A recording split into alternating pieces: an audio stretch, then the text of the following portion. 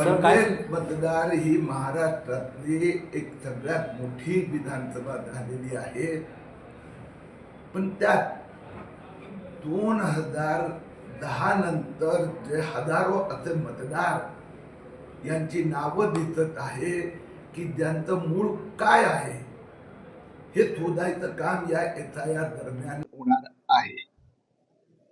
ज्या मतदारांचं नाव मतदार यादीत आहे पण त्यांचा पूर्व इतिहास दिसत नाही अशी सगळी नावं कापली जाणार.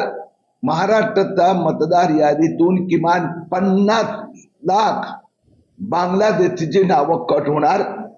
पश्चिम बंगालचा मतदार यादीतून 90 लाख दिली. महाराष्ट्रात पण 50 लाख बांगलादेशीची नावं. आम्ही पुढच्या आठवड्यात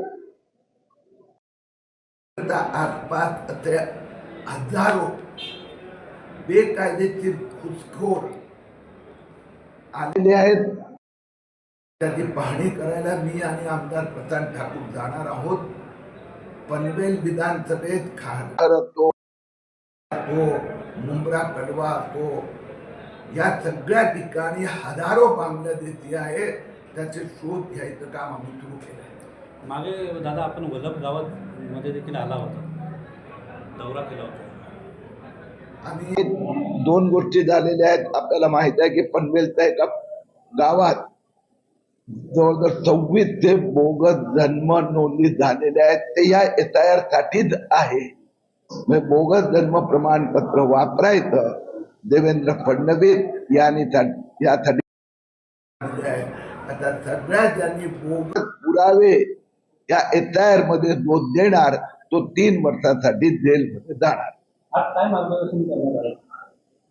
आज आम्ही सांगितलंय की एक जसं पश्चिम बंगालमध्ये 90 लाख डिलीट झाले. 28 लाख जे चॅलेंज केलं होतं ममता बॅनर्जींनी ते एकही व्यक्ती त्यांचे वडील इथे जन्माला आले होते त्यांचं मतदान कोणी देऊ शकले नाही कागद.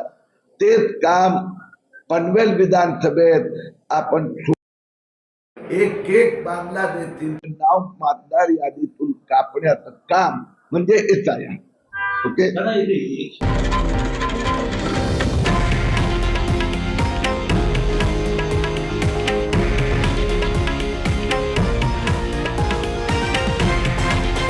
हे आहे देशातील नंबर 1 न्यूज नेटवर्क आणि आपण पाहत आहात TV9 मराठी, एकमेव.